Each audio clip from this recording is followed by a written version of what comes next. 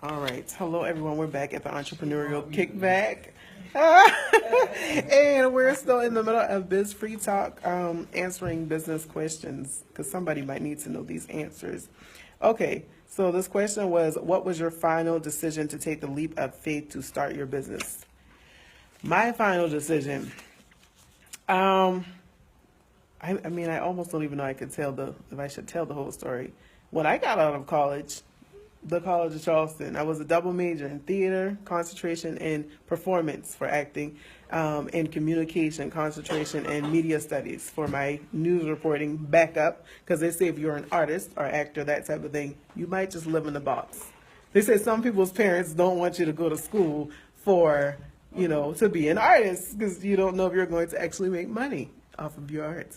However, so news reporter is my backup. And then after college, I actually could not get a job that was in my field, like in entertainment and marketing, public relations, or even at the news station. I interned at a news station that's local, but hello, Shirley, hello, Portia, and Ryan.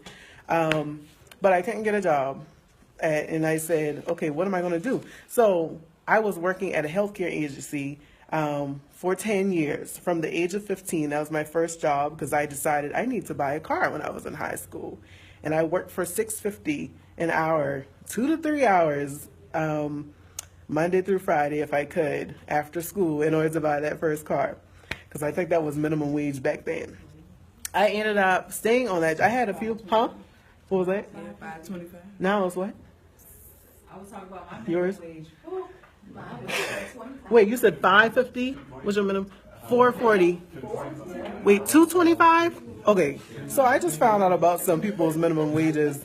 I thought my $6.50 was low, but the lowest one was $2.25. So I can't feel too bad. What is it? $1.60. That's the lowest minimum wage somebody has ever worked for that is in this room. Well, I am glad that I was fortunate for my $5 more than you might have gotten. But yes, I worked for that. Got my car. I was like, okay, I need another job. I ended up working at the fudgery, singing songs to people.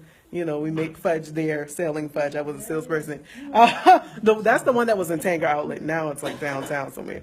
Ended up doing a couple of other things, working at the College of Charleston bookstore, all of that. I was in a fraternity, Orange fraternity, joined my sorority at the same time, and I had to pay those dues. So we had to figure out how to do that. So I always was a worker. Then I ended up getting a job finally. Not the job I wanted, working in healthcare again at the same place, but that was my full-time job. I absolutely did not like working in healthcare. I'm an entertainment type person, went to school for news reporting and our radio, media, theater. So what does healthcare have to do with any of that, right? So worked there for 10 years, on and off. At one point people don't know this. At one point, I was actually laid off. They called me back, and then I was let go from that place. And I said I was so happy when I was let go. One of the things they told me was, it's funny because people usually cry about that, right? And when I got laid off the first time, we actually had a laid off party because they said that they feel like I'm that type of person that I would just want to have a celebration. And we had really great food, and it was great. Yeah, and everybody else danced at my laid off party. So they called me back to work. Then I got let go from the place, and I said, well, hallelujah, that was fine, because that was just God's way of saying, hey, it's time to go. You've already done your time. So during that time, they said I was the highest degreed person there, and I was not getting paid what I should be getting paid.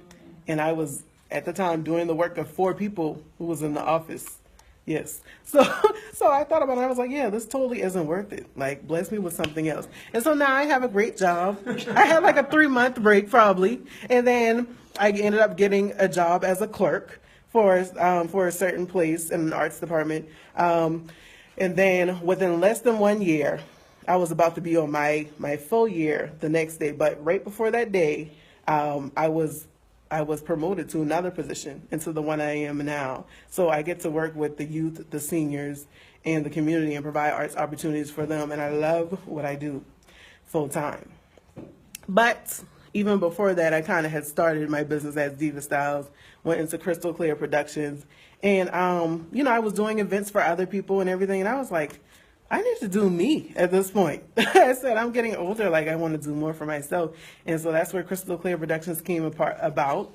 And with my full-time job and also my business here, I used every single one of my degrees. I used my Bachelor's of Arts degree and I have a Master of Business Administration degree in Human Resources. So I do manage like artists in a way. So I use all of my degrees. People would say, why'd you go to school for that? And, you know, it's very general stuff. Why'd you do that? But I said, it doesn't have to make sense to you. It makes sense to me, though. I use all of that. And I don't know. I think I just took the leap of faith to start my own business when I knew I was tired of doing stuff for other people completely and not doing me, not doing Krystal Klear Productions. Hopefully that made sense to someone. Okay, I'm signing off again because you should have been here.